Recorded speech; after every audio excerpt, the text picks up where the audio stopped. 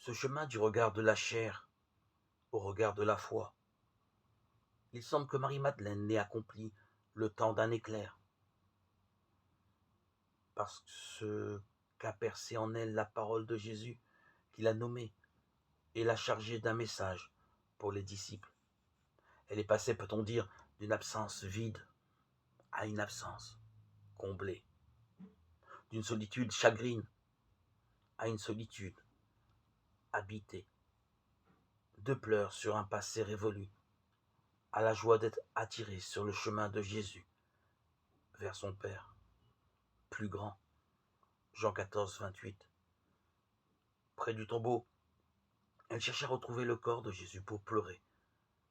Après son accès à la foi qui voit, elle partage la parole qu'il a relevée, ouverte à l'avenir débordant que Jésus lui destinait. Aussi est-elle dite femme, parce qu'elle est celle qui transmet la parole de vie aux frères de Jésus, celle qui laisse Jésus devenir plus intime que leur intime, celle qui figure toute âme croyante et se trouvait elle-même figurée par l'épouse du Cantique des Cantiques, s'écriant « Mon bien-aimé est descendu à son jardin pour paître son troupeau dans les jardins ».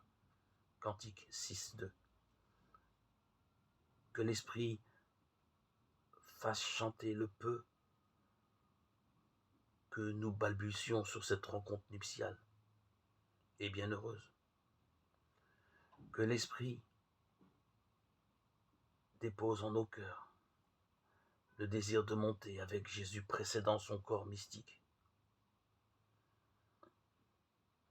vers la cité nouvelle où règne l'amour plus qu'infini du Père.